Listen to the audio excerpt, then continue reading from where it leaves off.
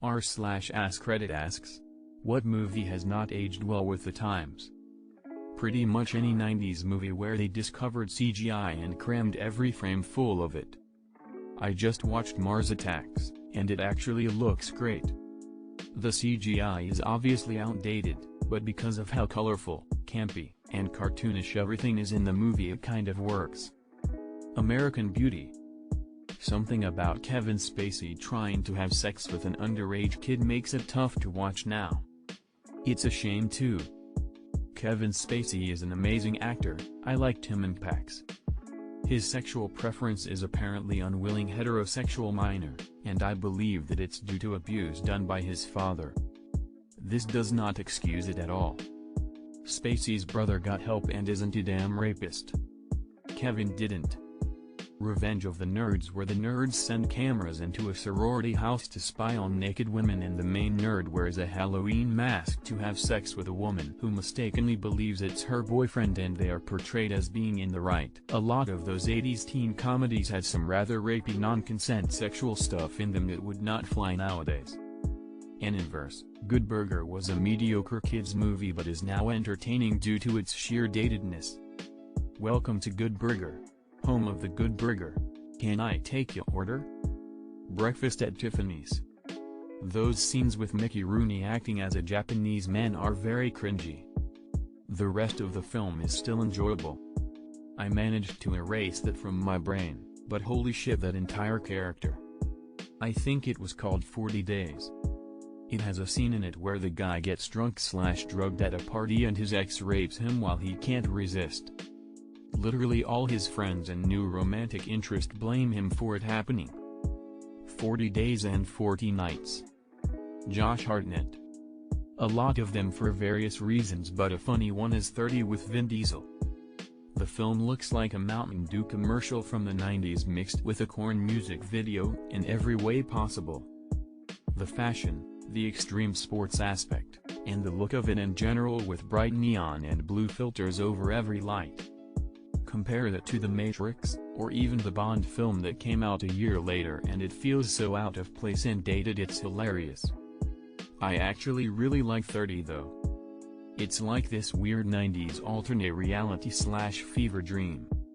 It's not a good movie by any stretch of the imagination, but it's really fun for what it is. I feel that 30 and the first Fast and Furious are the pinnacle of the late 90s/early 00s action blockbuster movies. They are just so absurd, but fun to watch.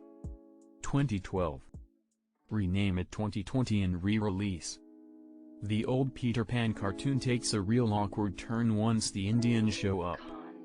Yup, I watched that one on Disney Plus a few months ago for the first time since I was a kid and was like, damn, this scene did not age well. The whole 50 Shades trilogy were aged immediately with the Me Too movement. A rich billionaire who exerts his will and power over a woman for his sexual desires, pretty clear-cut power imbalance and abuse right there. They were always flagged as being abusive, though, as were the Twilight novels. Readers were divided into two camps, those who found Twilight romantic and those that thought a shiny weirdo cutting her brakes to prevent her going anywhere was nothing more than a girl in the grip of a predator. 50 Shades, being a poor fanfic of a poor novel, only amplified its nonsense. Me Too was not required to expose them for what they were.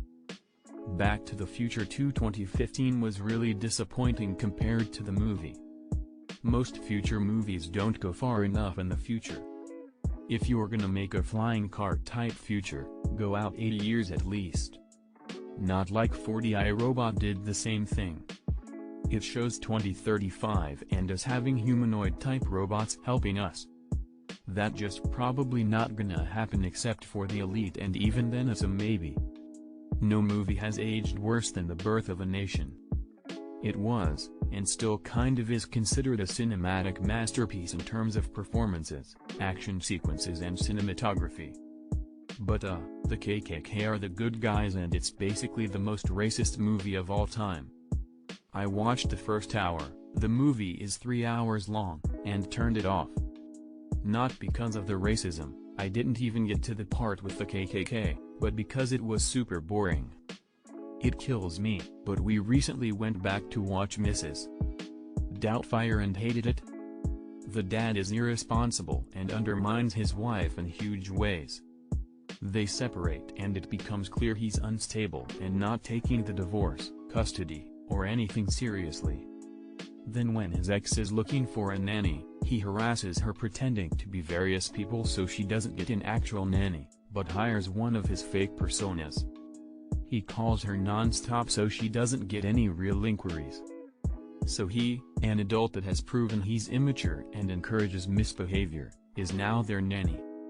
Sure, he ends up being more responsible as the nanny, but he also does incredibly messed up shit to his kids, his wife, and others, like giving his ex-wife's new dude a food he's allergic to, bringing his kids into a pact to lie to their mom and what appears to be Child Protective Services. Just what? It's bizarre because I remember loving it, I remember adults liking it, but now I don't see how. Hackers. Good grief.